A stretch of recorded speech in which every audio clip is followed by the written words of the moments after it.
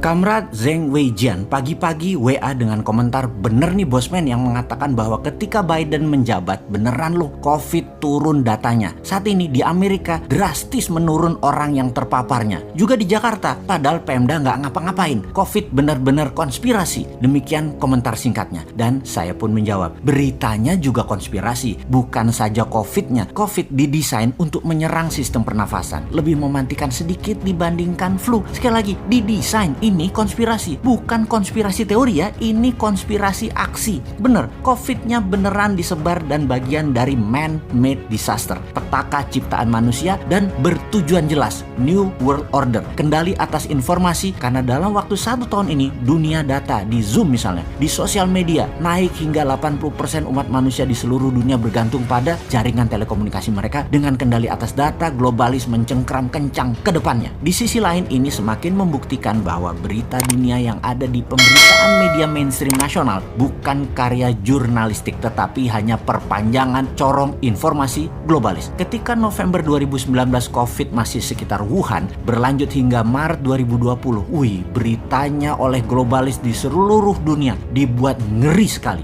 Orang jatuhlah di jalanan, meninggal di mana-mana, bertumbanglah di mana-mana, dan itu semua membangun ketakutan atas virus corona menjadi sangat menyeramkan. Seperti juga berita misalnya di Italia, di Spanyol, juga di negara Amerika Latin, seluruh dunia aja pokoknya, dan ini terlihat parah dramatisasinya. Ini disebar kemana-mana di seluruh dunia serentak dan masif. Indonesia reaksinya untuk hal begini telat. Di awalnya meremehkan atau underestimate, komen pejabatnya parah-parah banget. Lalu benar memapar banyak orang di Maret hingga Mei 2020. Paniknya kebablasan, overestimate lah, tindakannya over panik, lalu kemudian bingung sampai berbulan-bulan. PSBB buka tutup, vaksin dan berbagai jurus mulai dilakukan. Sekarang baru mulai agak normal lagi setelah setahunan keputusan yang selalu gonjang-ganjing. Melihat ini semua, banyak pengamat intelijen pertahanan komentar, agaknya dunia intelijen tidak dipakai benar datanya oleh pejabat puncak, atau datanya oleh intelijen negara tidak serapih zaman dahulu. Pendapat pribadi si Sontoloyo adalah yang pertama, tidak bisa memanfaatkan data intelijen karena memang tidak paham bagaimana menggunakannya. Kembali ke beritanya yang konspirasi. Sekarang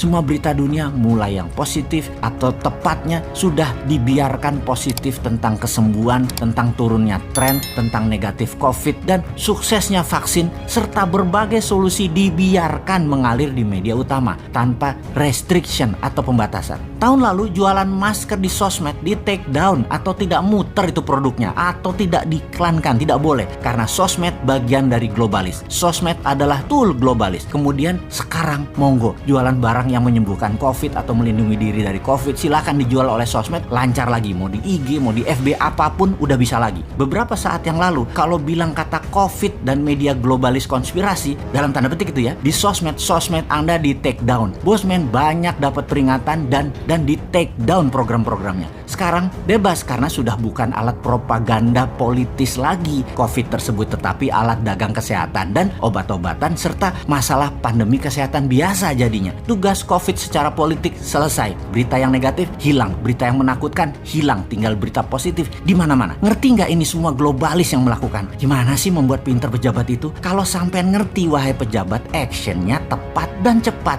Nggak lewat setahun baru ngeh. Jangan-jangan sampai sekarang nggak ngeh juga walaupun sudah setahun lewat. Sekarang bagaimana tindakan kita ke depan? Terlepas dari paham tidaknya pejabat akan masalah globalis ini. Gaspol, vitamin gratis, tambahin setelah vaksin gratis, ditambah genos gratis di setiap bandara, pelabuhan, terminal, mal, dan public area. Wisata, sekolahan, mais, dan bisnis melibatkan publik, siap-siap aktifkan lagi. Lebaran bisa pulang kampung lagi. 2 bulan ini kencangkan vitamin dan vaksin. Abis lebaran kita take off lagi. Piejal, jangan percaya media asing lagi kecuali punya jurnalis sendiri, kita sendiri. Kalau relay perpanjangan media globalis terus yang dipercaya, ya bubrah bernegaranya, analisanya nggak tepat. Itulah mengapa dikatakan di awal, data intelijen nggak kepake karena terpesona data-data dari media asing. Jadi ke depan pakai data intelijen ya bos, jangan pakai data jurnalistik populis.